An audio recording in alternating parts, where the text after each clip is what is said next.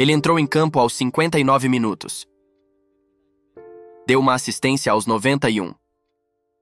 Aos 92 minutos e 13 segundos, o árbitro mostrou-lhe um cartão amarelo, e ele apenas sorriu em resposta. Um leve movimento com a mão para ajeitar o cabelo, uma pequena inclinação da cabeça. Parecia apenas um detalhe sem importância. Mas 3 segundos depois, o estádio mergulhou em silêncio. Os jogadores caíam de joelhos e choravam. Os treinadores escondiam o rosto nas mãos. Os adversários não conseguiam conter as lágrimas. Parecia que o mundo havia desabado em um único instante. Mas o que pode acontecer em 3 segundos? Para nós, é apenas um piscar de olhos, algo que nem percebemos. Mas naquela noite, esses 3 segundos se tornaram a fronteira entre o êxtase e o pesadelo, entre a alegria da vitória e a mais terrível tragédia já vista em um campo de futebol. Em 25 de janeiro de 2004, em Guimarães o futebol se transformou em um horror que mudou as regras do jogo para sempre. Esta é uma história que arrepia, é uma história que ensinou o mundo a não repetir os erros do passado. Uma história que, no futuro, salvou muitas vidas. Uma história que pode salvar a sua vida é a história de Miklos Ferrer, o talento de 24 anos do futebol húngaro. A história de um sorriso que se tornou o último. Antes de contar sobre aquela tragédia assustadora, é importante entender quem era esse homem e por que sua história ainda hoje desperta tanta dor e empatia. Nascido na cidade húngara de Tatabánia, Miklos se destacava desde cedo entre os colegas por sua incrível dedicação e seu instinto natural para marcar gols. Ele não cresceu apenas como um jovem talentoso. Era o garoto no qual a Hungria voltava a depositar esperança. Um país que havia dado ao mundo o lendário Ferenc Puskás e que por décadas viveu de lembranças de glórias passadas. A nova geração precisava devolver a fé na seleção nacional e jogadores como ele simbolizavam esse futuro. Sua carreira começou no Győr, onde o jovem atacante rapidamente se tornou uma figura marcante. Muito cedo começaram a falar sobre ele além das fronteiras da Hungria. Em 1998 ele assinou com o Porto, um passo que parecia o início de uma grande trajetória. Não conseguiu se firmar no time principal, mas seu caráter era tal que ele nunca desistia. Continuou trabalhando esperando sua chance e logo acabou no Benfica, um clube que valoriza não apenas o talento, mas também a dedicação. Em Lisboa, ele rapidamente se tornou querido. Os torcedores viam nele um verdadeiro guerreiro disposto a lutar por cada bola, mesmo quando a disputa parecia perdida. Ele não era uma superestrela, mas era justamente em jogadores como ele que batia o coração da equipe. Na seleção da Hungria também se tornou peça importante. 25 jogos, 7 gols e o status de um dos principais nomes da nova geração previam para ele a liderança. Viam nele o pilar do futuro da seleção. Ele tinha apenas 24 anos. Toda a carreira ainda estava pela frente. Em um domingo, 25 de janeiro de 2004, o Benfica enfrentaria o Vitória de Guimarães. Aos 24 anos, Ferrer ainda não havia se recuperado completamente de uma lesão na virilha. Poucos dias antes da partida estava de cama com um resfriado.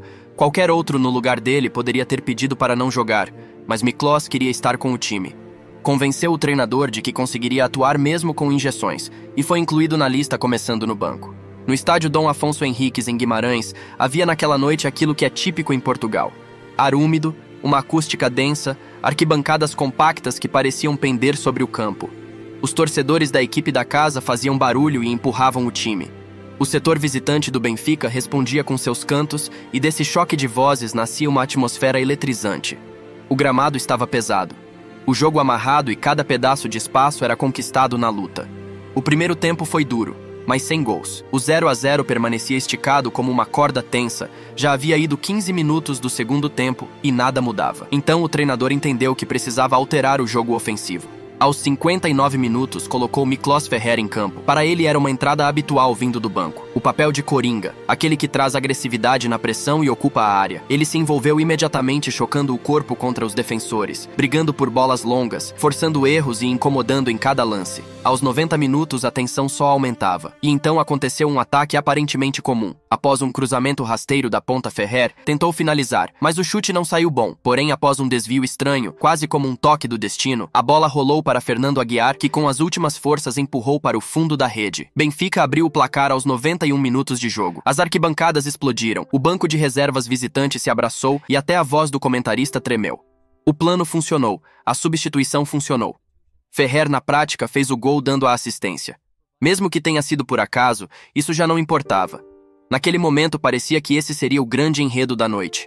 E o resto? Apenas formalidade. Alguns minutos e o apito final. Ninguém imaginava que instantes depois a alegria viraria silêncio, aquele silêncio capaz de calar até os estádios mais barulhentos. O árbitro acrescentou mais 3 minutos ao jogo. Aos 92 minutos e 13 segundos, Ferrer pressionava um adversário. A bola saiu pela lateral e o húngaro tentou impedir a cobrança rápida se colocando na frente do jogador do Vitória. O árbitro reagiu na hora. Cartão amarelo. Algo lógico. Miklos entendeu.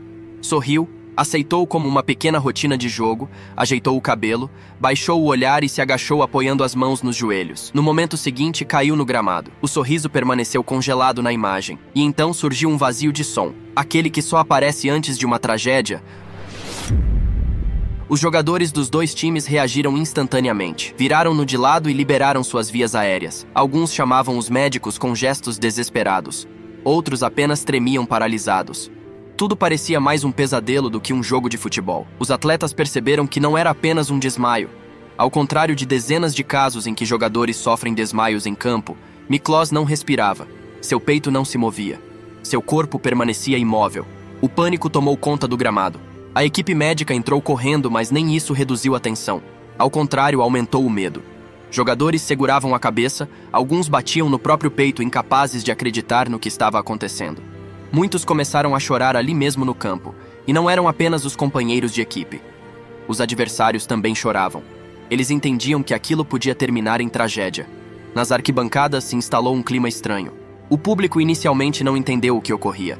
Parecia apenas uma pausa normal da partida, mas logo um círculo de médicos, jogadores e membros das equipes se formou ao redor de Ferrer. E ficou claro que algo terrível acontecia ali. Nenhum torcedor conseguia ver os detalhes, o que tornava tudo ainda mais angustiante. As pessoas ficaram imóveis. Alguns seguravam a cabeça, outros apenas observavam o campo em silêncio, com medo de acreditar no pior. A transmissão mostrou o replay do momento da queda apenas uma vez. O cartão amarelo, o sorriso, alguns segundos, e a pessoa cai sem forças. 1 milhão de pessoas viram aquilo, e aquele quadro se tornou um dos mais assustadores da história do futebol. A partida acontecia sob chuva. O gramado estava pesado e em alguns pontos quase marrom de tanta lama, e as gotas que escorriam pelos rostos dos jogadores já não se distinguiam das lágrimas. Em campo travava-se uma luta pela vida. O coração havia parado. Foi a primeira morte clínica. Os médicos realizavam massagem cardíaca indireta, tentavam restabelecer a respiração. Alguns longos minutos pareceram uma eternidade. E de repente um milagre. O coração voltou a bater. Parecia que o perigo tinha passado, que haviam conseguido trazê-lo de volta. O jogador foi imediatamente colocado na maca e preparado para o transporte ao hospital. Os médicos já o aguardavam prontos. Mas a caminho da unidade médica ocorreu a segunda prova. O coração parou novamente. Os médicos continuaram lutando dentro da ambulância, repetindo massagem e ventilação uma e outra vez. E pela segunda vez o coração voltou a bater. Parecia que a esperança havia retornado. Toda a equipe do Benfica, junto com a comissão técnica e a diretoria, seguiu para o hospital. Os jogadores aguardavam nos corredores em lágrimas, sem tirar os olhos das portas da sala de reanimação. Pela cidade, rumores começavam a se espalhar. A televisão transmitia tudo ao vivo, e em cada casa onde se amava futebol havia uma tela ligada. Só mais um pouco, só mais um esforço, e o coração vai resistir de novo, pensavam. Afinal, já havia voltado 2 vezes. Significava que voltaria a bater uma terceira, que ele veria a luz, respiraria, retornaria à vida, como se aquilo tudo fosse apenas um pesadelo, mas o coração não aguentou. Na terceira vez, ele parou para sempre. Às 23h10 no horário local, o jogador do Benfica Miklos Ferrer faleceu no hospital aos 24 anos de idade. Um silêncio tomou conta do local. Ninguém queria pronunciar palavras que pareciam cruéis demais, mas a ligação precisou ser feita. Informaram ao treinador sobre a morte e ele, pedindo para que o ônibus parasse, saiu para falar com os jogadores. Passou alguns segundos em silêncio, reunindo forças, e então disse a terrível coisa: Ferrer se foi. Silêncio, lágrimas, olhares vazios e uma estrada que parecia não ter fim. Esse momento seria lembrado por muitos anos pelos que estavam no time naquela noite. Cada um dizia a mesma coisa. O mais terrível era sentir completa impotência ao lado de um amigo que estava sendo levado por algo contra o qual você não podia fazer nada. A causa preliminar da morte foi descrita como parada súbita do coração e da respiração, mas a autópsia revelou cardiomiopatia hipertrófica, um espessamento patológico da parede do coração que faz o ventrículo funcionar como uma bomba exausta perdendo a capacidade de suportar cargas máximas. Em outras palavras, o coração pode parecer forte externamente, mas por dentro não acompanha o ritmo do jogo. Em determinado momento, o ritmo elétrico falha. Em atletas jovens, isso muitas vezes não aparece em um ECG comum, nem se manifesta por sintomas, até o instante em que tudo desaba em questão de segundos. Mas o fato mais assustador ficou conhecido depois. O jogador poderia ter sido salvo. Seriam necessários apenas 3 minutos. 3 minutos para aplicar o desfibrilador e fazer o coração voltar à vida. Nesses casos, cada segundo decide tudo, mas no estádio do Vitória, naquela noite, não havia um desfibrilador portátil à beira do campo. O aparelho estava em algum lugar no subsolo do estádio e os médicos, em vez de darem o choque imediatamente e oferecerem uma chance real de sobrevivência, foram obrigados a perder tempo precioso. Os minutos se arrastaram de forma dolorosa. Todos no campo esperavam que o equipamento chegasse a qualquer instante, mas ele só foi trazido 5 minutos depois. E no mundo da medicina isso é uma eternidade. Naquele momento o coração já não respondia mais. Essa acabou sendo a parte mais amarga da tragédia. Ele poderia ter sobrevivido, ele tinha uma chance, mas o sistema falhou. Tudo o que era necessário era que o aparelho estivesse por perto, tudo o que era preciso era uma organização correta do atendimento médico. Mas isso não existia, e o jovem jogador com apenas 24 anos virou vítima de negligência e falta de preparo. É uma tragédia, um horror. Não é apenas a morte de um jogador em algum lugar distante das câmeras, nem uma linha seca em um relatório. Foi uma morte ao vivo. 1 milhão de pessoas viram quando ele sorriu e poucos segundos depois, caiu. E justamente aquele sorriso se tornou o símbolo da fragilidade da vida em um jogo que de fora parece de ferro. O sistema de segurança no futebol mudou depois de noites como aquela nos estádios de Portugal. Desfibriladores externos automáticos viraram obrigatórios. Na Europa, essa exigência foi incorporada de forma ainda mais ampla nos regulamentos. Em partidas internacionais, agora é obrigatória a presença de equipes treinadas. Os exames médicos foram reforçados, o rastreio cardiológico ampliado. Os protocolos de reação a situações de emergência tornaram-se mais rígidos. Hoje, quando um jogador passa mal, os médicos devem iniciar o atendimento imediatamente sem esperar por formalidades. Esses protocolos não trazem os que se foram de volta, mas já salvaram vidas, como aconteceu no caso de Christian Eriksen, e cada vida salva é uma pequena vitória em memória de Miklos. Na noite de 26 para 27 de janeiro, aconteceu a cerimônia de despedida no Estádio da Luz. Torcedores de diferentes clubes ficaram lado a lado. O caixão estava coberto com a bandeira do clube. Os adeptos levavam flores e acendiam velas. O nome Mick soava nas canções, quase em sussurros. Em 29 de janeiro, em Győr, ele encontrou seu descanso final. E em Lisboa, no território do estádio, surgiu um memorial onde os torcedores deixam cachecóis e bilhetes. Um lugar onde às vezes até adversários param, tiram o chapéu e ficam em silêncio. Ferrer não é apenas lembrado pelo horror dos segundos finais.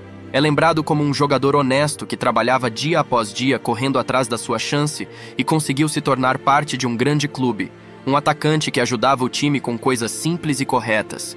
Como o cara que sorriu no momento em que deveria começar o final comum de uma partida e partiu deixando naquela última expressão toda uma era. O Benfica aposentou o número 29 em homenagem a ele para sempre. E toda vez que esse número aparece nas imagens de arquivo, ele significa algo um pouco maior do que simples números nas costas de uma camisa.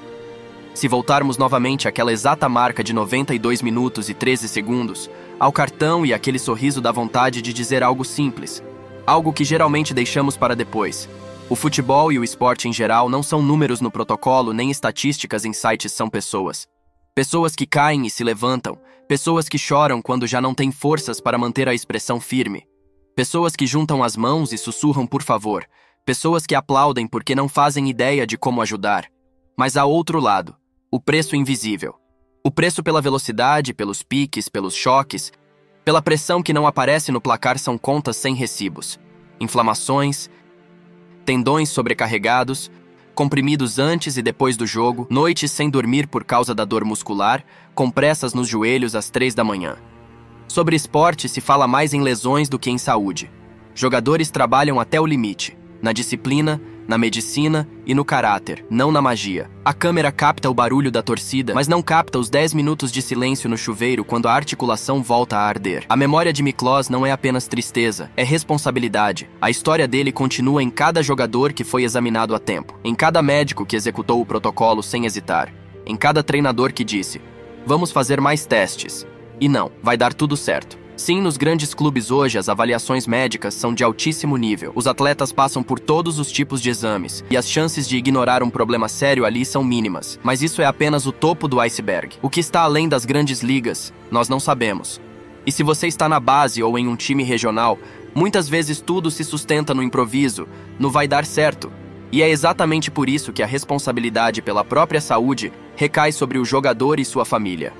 A lógica é simples, não esperar que a tragédia explique o óbvio. Examinem o coração, façam ecocardiograma em repouso e sob esforço. Perguntem sobre o histórico familiar e, se houver dúvidas, investiguem mais a fundo, sem ignorar aquela sensação de tá incomodando, mas vai passar. Em assuntos assim, nada passa sozinho. O esporte profissional não é uma propaganda bonita, é vida no limite, onde cada chute extra na bola é feito a crédito. E esse crédito precisa ser pago na hora certa, com descanso, com saúde, com honestidade consigo mesmo. Sim, nos arquivos ficará aquele quadro com um sorriso, mas muito mais importante é que, ao lado de qualquer imagem, na base, no time B ou no elenco principal, exista o pensamento: cheque-se. Porque a vitória mais estrondosa não está no placar. É quando a pessoa, após o apito final, sai andando por conta própria. Quando o que se ouve no vestiário é riso, não sirene. Quando do jogo fica a alegria, não o vazio. É por isso que é preciso conhecer e lembrar a história de Miklos. Não pela crônica assustadora, mas para que amanhã cada um entre em campo e volte para casa, e não só para o campo, também para o treino, para a corrida, para a academia, para o trabalho. Porque a verdadeira vitória não são recordes nem tabelas. A verdadeira vitória é quando você continua vivendo.